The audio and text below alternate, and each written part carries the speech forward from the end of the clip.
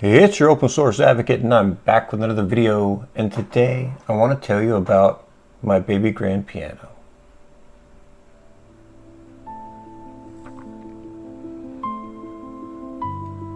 When I was young, I had a dream of having a Baby Grand Piano. It was something that I'd seen in a friend's house, and I just have always wanted one since I was about 4 years old. So I took an opportunity to get one that was a bit run down.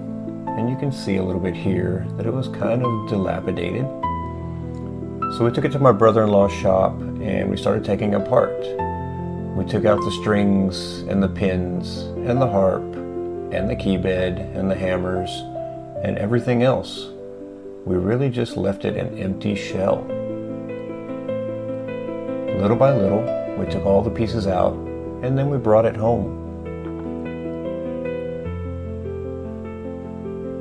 There, my wife began to sand it down all the way back to the original wood, which looked really great actually. Once we had that done, my brother-in-law made a special trip, 350 miles, bringing all of his equipment from his paint and body shop that he needed, and we set up a temporary tent. He started working on all the pieces. He primed it. And if you think I should do a white piano next, comment in the section below, let my wife know that I'm right. But you can see here the white looks amazing. This is just the primer coat. Then he did the black. And there you can see just how shiny and beautiful it was right after paint and a little bit of clear coat. He had it for a couple of years.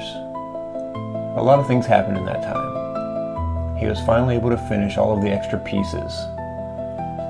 I started working on all of the metal pieces.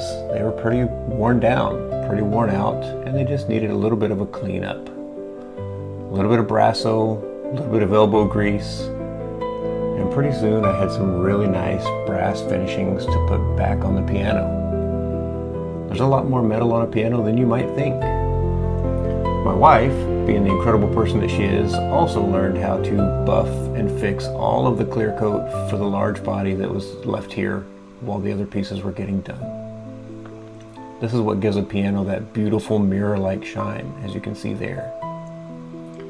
Next we wanted to make pins for the strings. My strings are kind of special, so I 3D designed the pins in FreeCAD, open source software.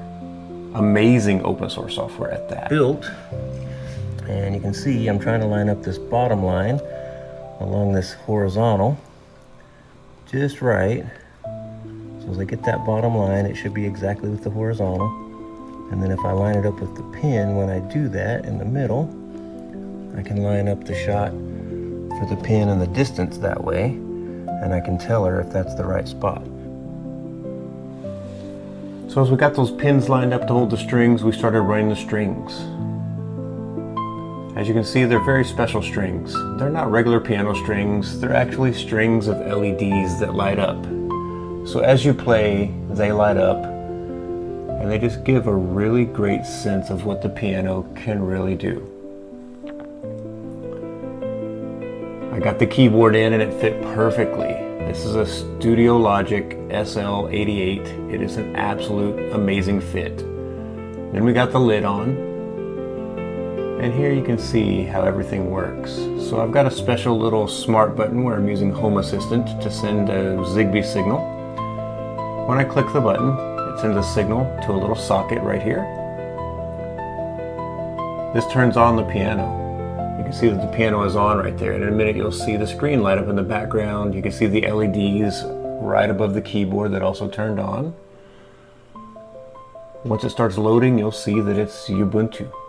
It's actually Ubuntu Studio, and it's just an absolute great fit for such a great piano. The system begins to load, and it actually loads the software. Right now, the only thing I'm not using that's open source is Pianotech because of the great sound that Pianotech has. I am seeking open source sound solutions that I would really enjoy. I just need to figure out a way to make everything start automatically with a button push. But here, I'm just going to show you that when I press the keys, when I make sound, those LEDs light up right above the key bed.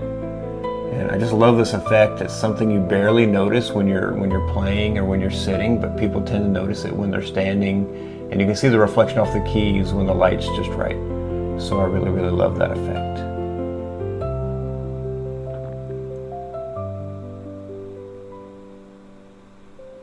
When I open the lid, I have another very special smart switch that then enables all of the lighted strings inside. And you saw them just turn on right there as I was opening the lid up. So now as I play, you'll see that the strings will light up anytime I press the keys. So it's sound reactive, and I'm using WLED for all of the light control, which I love. This company called Glidopto makes these amazing controllers with WLED built in, and I've got the newest version which has some amazing effects, and it's got great mics built into the Glidopto system. This piano was my dream.